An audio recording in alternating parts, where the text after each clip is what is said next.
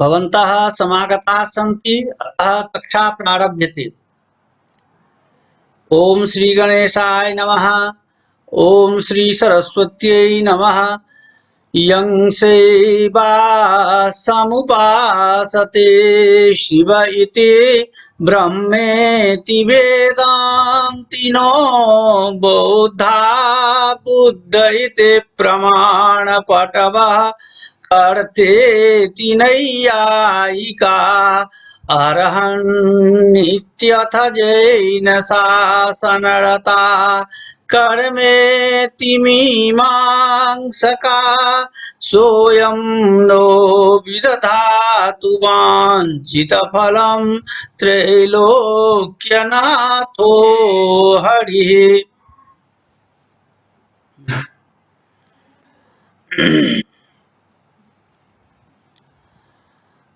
आज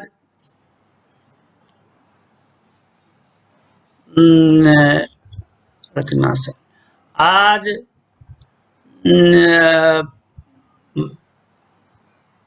वाक्यपदीयम ब्रह्मकांडम की 20वीं कारिका मैं अभी पढ़ाने जा रहा हूँ। इसका अवतरण है ननु यत युगपद विरुद्ध संसर्गवत तन्नानाम यथा द्विसफैक सफवान गवास्वादिः जुगपत कत्वगत्वादि धर्मवांश स्फोटः तस्मान्नानेति कथम स्फोट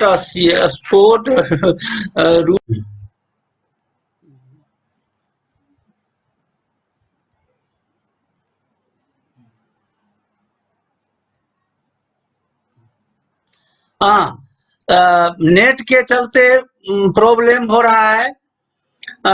तो अब इस बाग जाल में उतना नहीं पढ़ना है, केवल इसका संक्षेप रूप में अवतरण के रूप में कह देता हूं। जो स्फोट जो है सो एक है, परब्रह्म स्वरूप है। उनमें जो आत्व कात्व गात्व आदि जो जातियां शब्दत्व जातियां भाषित हो रही है, तो कहा गया है जो क्या उनके भाषित होने से वो शब्द और वो स्फोट जो है क्या माने वो जो एक है उनमें से एकत्व नष्ट हो जाएगा, यानी स्फोट भी अनेक हो जाएंगे। तो कहते हैं जो नहीं, आत्व कत्व गत्व आदि जो विरुद्ध धर्म है सो एक ही स्फोट में एक समय में यदि वे उपस्थित होते हैं तो उससे स्फोट में कोई विकार आने वाला नहीं है, वो विरुद्ध धर्म है। फिर भी यदि भाषित होते हैं तो उसमें स्फोट में कोई परिवर्तन आने वाला नहीं है। स्फोट तो एक है, वो एक ही रहेगा। सारांश में इसका हमने कह दिया है। अब आप कहते हैं जो अब इसी बात को आगे दिखा रहे हैं, जो इस रूप में भी तो अलग अलग दिखाए गए हैं। किस रूप में? तो अब कहते हैं यत् वाचो निमित्तानि चिन्हानि वाक्षर स्मृते शब्द पूर्वेन योगेन भासन्ते प्रतिबिंबवत्। यहाँ अन्वय हम करते हैं यत्र अक्षर स्मृते चिन्हानि वाचो निमित्तानि शब्द पूर्वेन योगेन यद्वा शब्द पूर्वेन योगेन प्रतिबिंबवत् भासन्ते। आज नेटवर्क का बहुत प्रॉब्लम चल रहा है, इसलिए बीच बीच में कट रहा है। हाँ, अब आगे व्याख्या है यत्र स्फोटाख्ये शब्द ब्रह्मणि अक्षर स्मृते चिन्हानि लिपय इव वाचो बागाभिव्यंजकस्य प्राकृत ध्वनेः निमित्तानि बागाभिव्यक्ति निमित्त ध्वनिगता एकत्वादि जातयः शब्द पूर्वेण शब्दाभिव्यक्ति पूर्व भावी ध्वनिना योगेन संबंधेन वेदाग्रहणेति यावत् यद्वा शब्द पूर्वेण साधु शब्द ज्ञान प्रयोग पूर्वकेन योगेन क्रम संहार रूपेण प्रतिबिंबवत प्रतिबिंबे इव भासन्ते। इसको सरल शब्द में समझिए। जो स्फोटाख्य नाम के जो शब्द ब्रह्म हैं, उन शब्द ब्रह्म में क्या है, तो अक्षर स्मृतियां भी आती हैं। उनको प्रतिपादन करने के लिए हम लोग कॉपी पर अक्षर लिखते हैं, किताब में अक्षर लिखी हुई रहती है।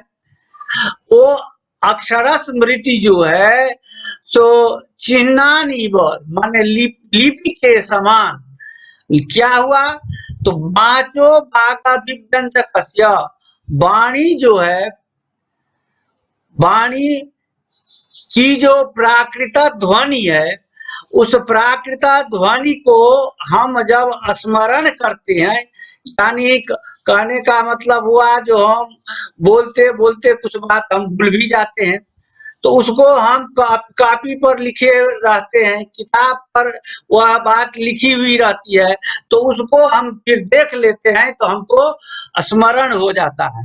तो वह स्मरण जो है सो अक्षर स्मृति के द्वारा स्मरण होता है। माने अक्षर रूप में जो लिपिबद्ध जो है किताब में या कॉपी में, उसको हम देख लेते हैं। देखने से हमको स्मृति आ जाती है, हम फिर माने उसको प्रतिपादन करने लगते हैं, उसको पढ़ने लगते हैं, उसको समझने लगते हैं। यह ऐसा है। तो वह कहते हैं तो प्राकृत ध्वनि की जो प्राकृत ध्वनि के निमित्त होते हैं कौन, तो अक्षर स्मृति, वो चिन्ह और लिपि। उसके बाद फिर उसी प्रकार वाणी से जो अभिव्यक्त जो शब्द हैं, उससे पूर्व भी कोई शब्द होते हैं, वे भी उसके निमित्त होते हैं, कारण होते हैं। बाद वाले शब्दों को उत्पन्न करने में पूर्व के जो शब्द है वो कारण होते हैं। कहते हैं जो कत्व खत्व आदि जो जाति है, सो उसकी जब हम शब्द अभिव्यक्ति करते हैं, शब्द के द्वारा उसको हम जब अभिव्यक्ति करते हैं, तो उसको पूर्व के शब्दों से उसको मेल किया जाता है। और मेल करने का मतलब यह नहीं होता है जो पूर्व का जो शब्द था वही शब्द यह भी हो जाता है, ऐसा नहीं होता है। कहते हैं अथवा साधु शब्द के प्रयोग करने से, साधु शब्द के प्रयोग करने से क्या हो जाता है, जो स्फोट नाम के जो ब्रह्म है उसमें तो क्रम है नहीं, क्रम से रहित है। तो साधु शब्द के प्रयोग करने से उनका बोध होता है, और उसमें उस स्फोट में आत्व कत्व आदि जो जातियां हैं, जो विरुद्ध धर्म है, सो प्रतिबिंब के समान भाषित होते हैं। अब देखिए, बात तो बहुत घुमा फिरा करके कहा गया है, इसको अपने उदाहरण पर समझिए। हम ऐना में मुंह देखते हैं, ऐना में जब हम मुंह देखते हैं तो हमारा प्रतिबिंब ऐना में चला जाता है, तो हम ही प्रतिबिंब हो जाते हैं, ऐसी बात नहीं है। फिर ऐना से जब हम हटा देते हैं तो ऐना जो है सो स्वच्छ हो जाता है। वो प्रतिबिंब जो है कुछ देर के लिए भाषित होता है। जल में हम मुंह देखते हैं तो कुछ देर के लिए वो प्रतिबिंब भाषित होता है। इसका यह मतलब नहीं है तो प्रतिबिंब जो है सो वास्तविक रूप हो जाएगा, सो नहीं होता है। उसी प्रकार स्फोट रूप जो ब्रह्म है वो एक है, उसमें अत्व कत्व गत्व आदि जो जाति शब्द की जो जातियां हैं, सो प्रतिबिंब की तरह उसमें भाषित होते हैं।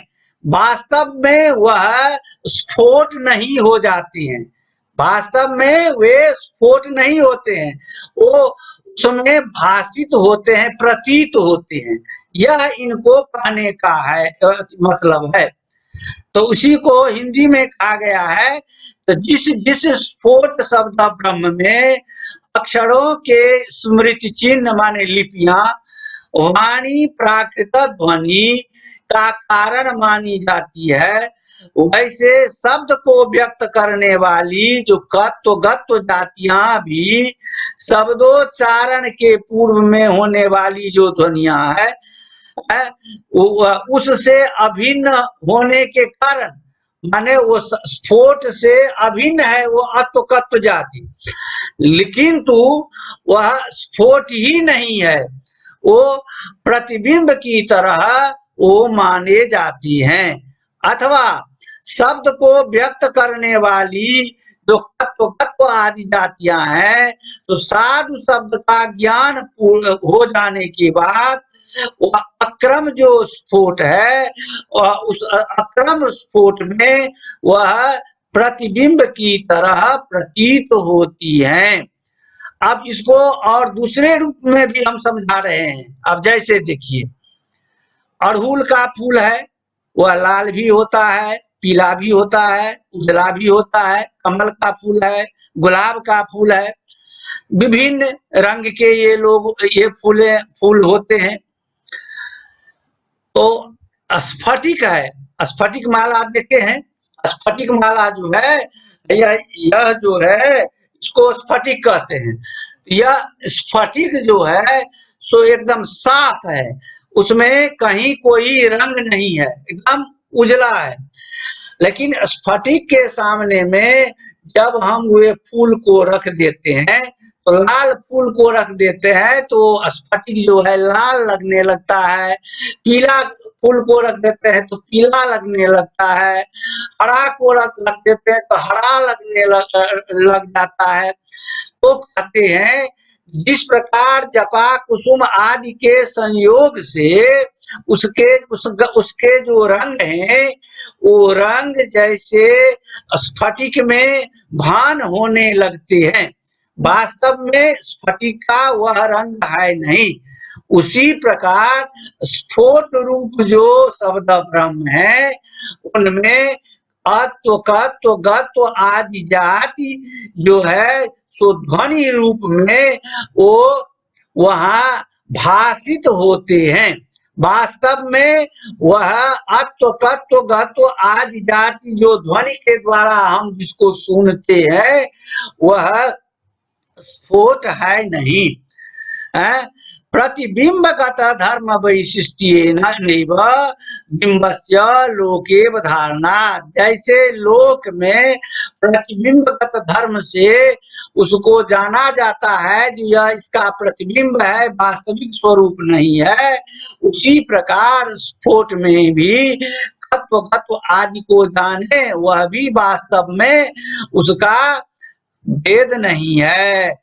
इसलिए कहा गया है, जो तात्पर्य यह है कि जैसे जपा कुसुम का रंग स्फटिक मणि पर पड़ता है और श्वेत भी स्फटिक मणि लाल मालूम पड़ने लगता है, वैसे व्यंजक ध्वनि के ही धर्म कत्व गत्वाद स्फोट में भाषित होते हैं। वस्तुतः वे स्फोट के धर्म नहीं है, अतः स्फोट एक है। आप लोग समझ गए होंगे, उदाहरण पर मैंने समझा दिया है। ठीक है, अब आगे आप बढ़ते हैं क्योंकि समय तो कम रहता है।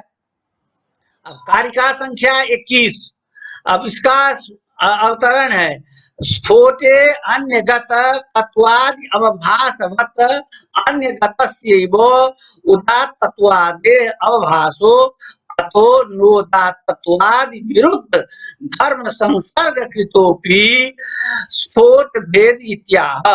कहते हैं जैसे पूर्व की कारिका में कहे हैं, जो स्फोट जो है एक है, उसमें तत्व गत्व आदि जो है सो प्रतिबिंब की तरह भाषित होते हैं, उसी प्रकार उदात्त आदि जो धर्म है, वर्ण के धर्म, वे भी उसी प्रकार भाषित होते हैं। वास्तव में वह स्फोट में भेद उत्पन्न करने में समर्थ नहीं होता है। इसी बात को अब आगे की कारिका में कहते हैं क्या, अथर्वणामंगिरसाम सामनाम ऋग यजुखस्य च यस्मिन्नुच्चावतावरणा पृथक स्थिति परिग्रहा। इसको फिर से पढ़ते हैं। अथर्वणामंगिरसाम सामनाम ऋग यजुखस्य च यस्मिन्नुच्चावचावरणा पृथक स्थिति परिग्रहा। इसका अन्वय है यस्मिन् अथर्वणामंगिरसाम सामनाम ऋग यजुखस्य च उच्चावचा पृथक स्थिति परिग्रहा भासन्ते। व्याख्या क्या है सो देखें। माने जस्मिन स्फोटाख्ये शब्द ब्रह्मणि, जिस स्फोटाख्य शब्द ब्रह्म में ऋग्वेद, यजुर्वेद, सामवेद, अथर्ववेद इनके उच्चावच माने उदात, अनुदात और स्वरित ये जो वर्ण धर्म है, उच्चावच का मतलब होता है उदात, अनुदात और स्वरित, ये जो वर्ण धर्म है अथवा वर्ण धर्म के समान प्रतीत होने वाले जो कुछ हैं वह पृथक स्थिति परिग्रहा। पृथक माने स्फोट भिन्न, वह जो है सो स्फोट से भिन्न, उसके स्फोट के जो व्यंजक जो ध्वनि है उस ध्वनि में वे उदात्तादि धर्म भाषित होते हैं। वास्तव में वह स्फोट में भाषित नहीं होते हैं। कहाँ भाषित होते हैं? तो स्फोट के की जो अभिव्यंजक ध्वनि है, प्राकृत ध्वनि, वैकृत ध्वनि, वहां और अथवा वायु संयोग में उदात, अनुदात स्वरित में भी वायु में उतार चढ़ाव होता है। ऊपर के भाग से जो बोला जाता है वो उदात स्वर हुआ, नीचे के भाग से बोला जो जाता है वो अनुदात है, और बीच के भाग से जो बोला जाता है वह स्वरित है। तो उस हवा में जो अंतर दिखाई देता है उससे स्फोट में कोई चमत्कार नहीं होता है। वो चमत्कार जो है सो ध्वनि में चमत्कार होता है, और वो जो माने ध्वनि के ही माने ध्वनि में ही प्रतिबिंब रूप में वो भाषित होते हैं। वह ध्वनि के द्वारा नहीं, वह ध्वनि के द्वारा स्फोट में प्रतिबिंब के रूप में भाषित होते हैं। वास्तव में वह स्फोट के भेद नहीं है। कौन नहीं है? उदात, अनुदात आदि जो स्वर हैं वे वर्ण के धर्म हैं। वो कौन वर्ण के धर्म है? तो जिसको हम मुंह से उच्चारण करते हैं, ध्वनि से जिसको हम प्रकट करते हैं, वहां जाकर के उसमें परिवर्तन दिखाई देता है, परिवर्तन लक्षित होता है। स्फोट जो है वो अक्रम है, वो उसमें कोई भी परिवर्तन दिखाई नहीं देता है। इसी बात को कहते हैं जो तादृश ध्वनि अभिव्यंजक वायु संयोग निष्ठावा भाषन्ते तथा च न कल्पित विरुद्ध धर्माध्यासात स्फोट नानात्म। इसलिए कहा गया है जो कल्पित जो विरुद्ध धर्म है, उदात, अनुदात, स्वरित जो है अलग विरुद्ध धर्म है। जो उदात कहता है सो अनुदात नहीं कहता है, और जो अनुदात कहता है वो स्वरित नहीं कहता है। ये आपस में विरुद्ध धर्म है। इस विरुद्ध धर्मों के अध्यास से, अध्यास माने भ्रम, भ्रम से स्फोट में नानात्व नहीं आता है। स्फोट नाना नहीं होते हैं, स्फोट तो एक ही है। ठीक है। अब इसी बात को कहते हैं कि जिस स्फोट शब्द ब्रह्म में ऋग्वेद, यजुर्वेद, सामवेद और अथर्ववेद के जो उदात, अनुदात और स्वरित आदि वर्ण हैं और उनके जो वर्ण धर्म हैं या धर्म की तरह प्रतीत होते हैं, वे भी स्फोट के धर्म नहीं है। किंतु स्फोट की जो व्यंजक ध्वनि है उस ध्वनि में अथवा वायु संयोग यही हुआ जो उदात तालवादी स्थानों के ऊपर के भाग से हम उच्चारित करते हैं उदात का, नीचे के भाग से उच्चारित करते हैं अनुदात का, बीच के भाग से उच्चारित करते हैं स्वरित का। यहाँ पर वायु संयोग होता है, तो वायु संयोग के अभिघात से उसमें जो वह विभिन्न प्रकार के वर्ण धर्म प्रतीत होते हैं। कहते हैं अतः जैसे अन्य मत कत्वादि धर्मों का स्फोट में अवभास होता है, स्फोट में प्रतीत होता है, वैसे ही उदात्त आदि जो विरुद्ध धर्म है, विरुद्ध इनके संबंध हो, इनका संबंध उस स्फोट से है, फिर किंतु वह स्फोट नहीं है, इसलिए स्फोट में एकत्व बना हुआ रहेगा। अब हो गया। अब आगे हम 22वीं कारिका पर चलते हैं। यह कारिका बहुत इम्पोर्टेंट और व्याख्येय है। हम मंगलाचरण में इसकी झलक को हम दे दिए हैं, इसलिए आज हम वो मंगलाचरण किए हैं। क्या है मंगलाचरण? तो यं शैवा समुपासते शिव इति। अब कहते हैं, अच्छा थोड़ा पहले इस कारिका को हम पहले पढ़ लेते हैं। यदेकं प्रक्रिया भेदैर बहुधा प्रविभज्यते तद व्याकरण मागम्य परम ब्रह्माधिगम्यते। अन्वय है यदेकं प्रक्रिया भेदैर बहुधा प्रविभज्यते तत्परम ब्रह्म व्याकरण मागम्य अधिगम्यते। इसको देखा जाए, कहते हैं जो वह एक ब्रह्म है, स्फोटाख्य नाम के एक ब्रह्म है, उन ब्रह्म को प्रक्रिया भेदे माने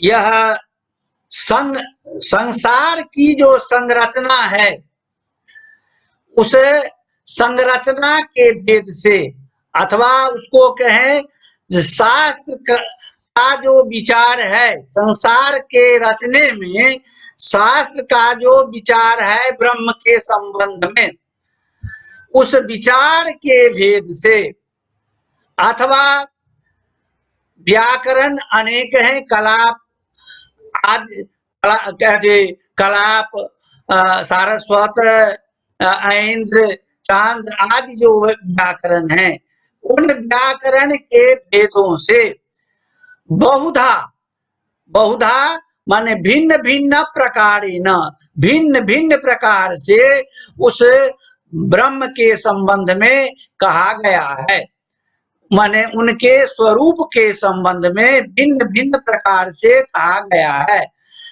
कोई उनको वो ब्रह्म को इस संसार का कर्ता मानते हैं, कोई कहते हैं तो उदासीन है, अपने वो संकल्प लेते हैं एको हम बहुश्याम, अपने आप हो जाता है। कोई कहते हैं जो वे ब्रह्म एक है, आया संसार जो है सुभाषित होता है। तो इस तरह उस ब्रह्म के संबंध में, ब्रह्म के इस संसार के उपादान के संबंध में, उपादान माने कारण, इस संसार के कारण के रूप में ब्रह्म को अनेक प्रकार से शास्त्रों में दिखाया गया है।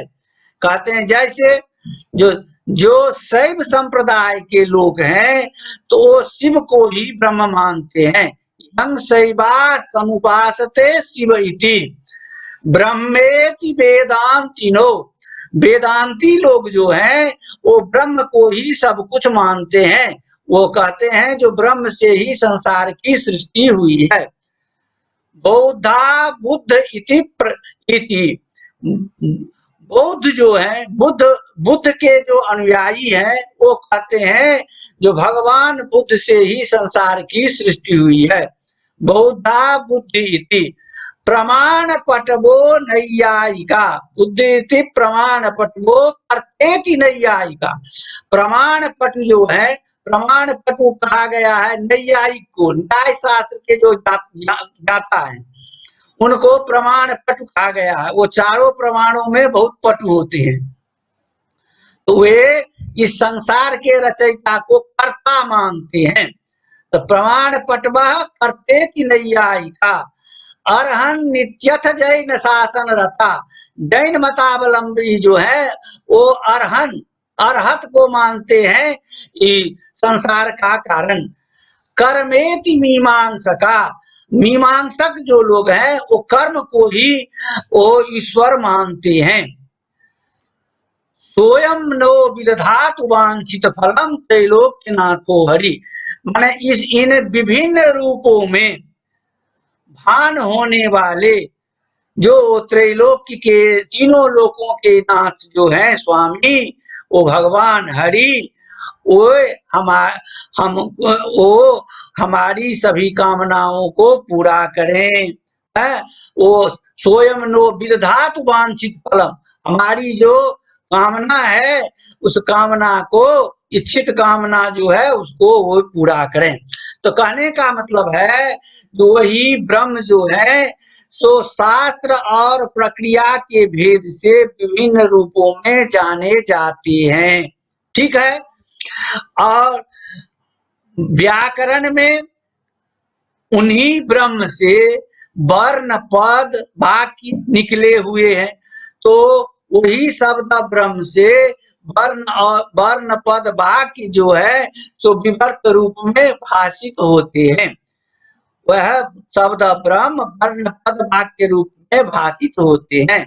जैसे उस पर ब्रह्म से यह संसार भाषित होता है, हम लोग मनुष्य पशु पक्षी कीट पतंग स्थावर जितने हैं जो भाषित होते हैं, उसी प्रकार उस शब्द ब्रह्म से यह जो है वर्ण पद वाक्यादि जो भेद हैं सो उन्हीं से निरूपित होते हैं, उन्हीं से विभाजित होते हैं, उन्हीं से जाने जाते हैं। ठीक है। तत्परम ब्रह्म, वह जो ब्रह्म है, वो जो परम ब्रह्म है, वह परम ब्रह्म क्या है? तो आंतर प्रणव रूपम, वो आंतर प्रणव रूप है, माने मध्यमानाद स्थित है।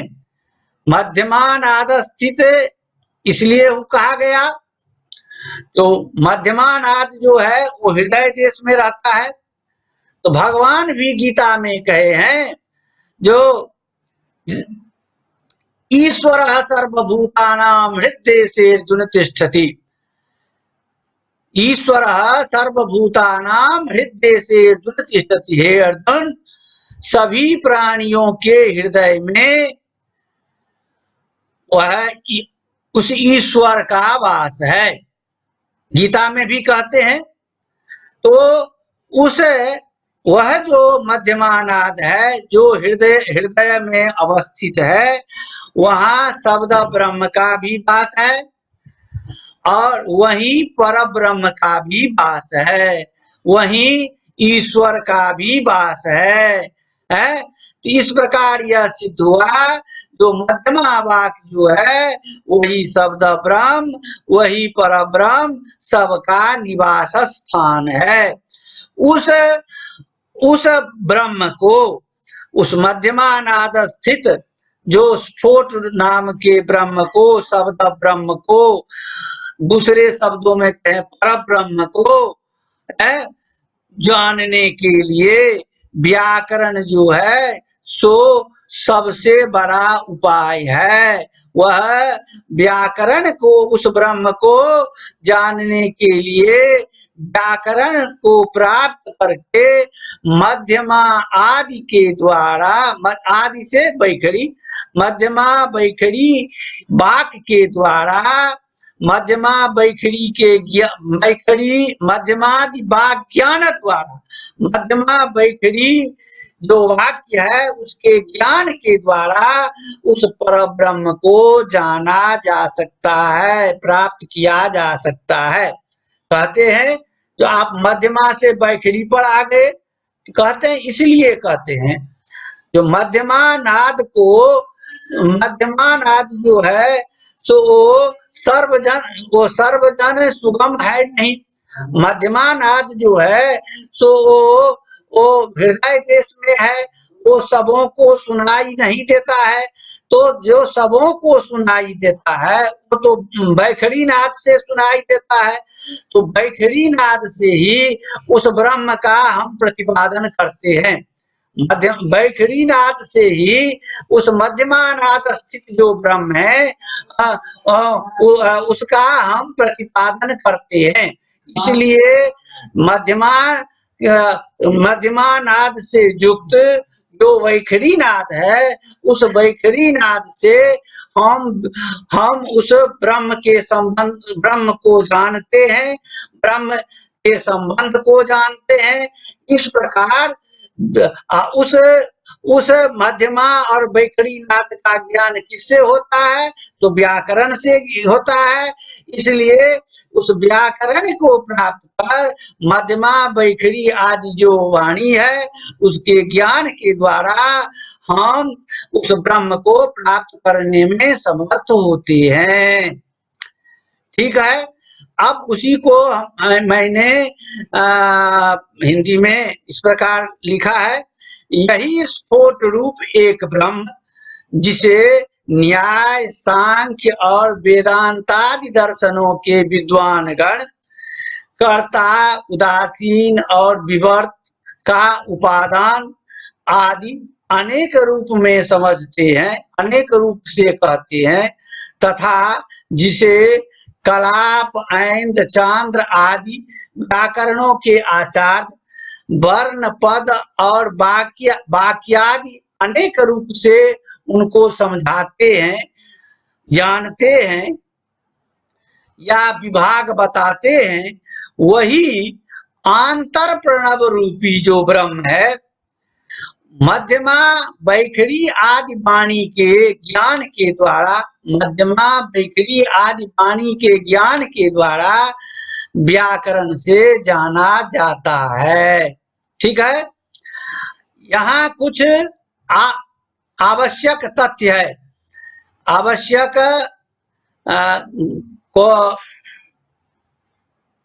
को छूट गया है।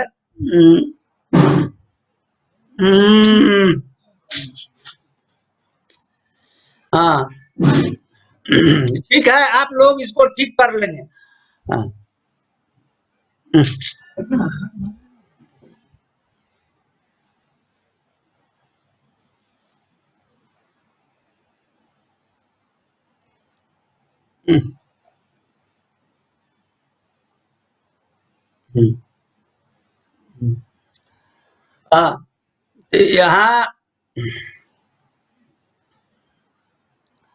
हाँ यहाँ कुछ आवश्यक तथ्य इस प्रकार है। कहा गया है जो सूक्ष्म प्रणव रूप जो शब्द है वो ब्रह्म है। तो सूक्ष्म प्रणव रूप शब्द तत्वाख्य ब्रह्म को परब्रह्म और त्रिमात्र जो ओंकार है उस ओंकार को अपर ब्रह्म या शब्द ब्रह्म नाम से वृद्ध विद्वानों ने कहा है। क्या कहते हैं? अब असली तत्व पर हम आ रहे हैं। क्या कहा है? जो सूक्ष्म जो प्रणव है वो शब्द तत्व, वो शब्द का तत्व है। उसी को, उसी शब्द तत्वा के नाम के ब्रह्म को परब्रह्म विद्वानों के द्वारा कहा गया है। और त्रिमात्र जो ओम है ओ उ म, तीन मात्रा वाले जो अलग अलग हैं, अलग अलग रूप में जो विभक्त जो ओम है, उनको अपर ब्रह्म के रूप में, अपर ब्रह्म यानी शब्द ब्रह्म के नाम से वृद्ध विद्वानों के द्वारा कहा गया है। यह कहते हैं, जो आप कहते हैं कि कोई प्रमाण भी है, तो कहते हैं प्रमाण है। इस बात को स्मृति कहती है। तो दो ब्रह्म को जानना चाहिए। कौन कौन? तो शब्द ब्रह्म और परब्रह्म। शब्द ब्रह्म, उसमें शब्द ब्रह्म का ज्ञान हो जाने पर परब्रह्म की प्राप्ति होती है। यह स्मृति का कथन है। वैयाकरण लोग परब्रह्म को ही शब्द ब्रह्म शब्द से कहते हैं। वैयाकरण जो है परब्रह्म को ही शब्द ब्रह्म नाम से, शब्द से कहते हैं। इसी शब्द ब्रह्म की प्राप्ति का उपाय शब्द संस्कार के द्वारा। शब्द संस्कार किससे होता है? तो व्याकरण से। व्याकरण से जाना जाता है। इसी ब्रह्म की प्राप्ति व्याकरण से प्राप्त होती है। इसी शब्द ब्रह्म की प्राप्ति का उपाय जो है सो व्याकरण है। उस व्याकरण से उस शब्द ब्रह्म की प्राप्ति होती है। ठीक है, यहाँ तक व्याकरण का प्रयोजन कहा गया वाक्यपदी में। अब जो है शब्दार्थ संबंध पर विवेचन है। इसलिए मैंने निश्चय किया है कि शब्दार्थ संबंध पर पहले मैं महाभाष्य का पस्पशानिक आप लोगों को पढ़ा दूंगा। उसके बाद हम इस ब्रह्मकांड में शब्दार्थ संबंध में हम आएंगे। इसलिए आगे दिन अब महाभाष्य पढ़ाया जाएगा। अब 2 मिनट रह गया, 1 मिनट रह गया है। यदि कोई संदेह हो तो बोलें। क्या समय तो अब बहुत कम है? कोई प्रश्न है? विभव जी, विनय जी, तो अब हम यहीं पर इसको विश्राम देते हैं। ठीक है। हरि ओम शांति।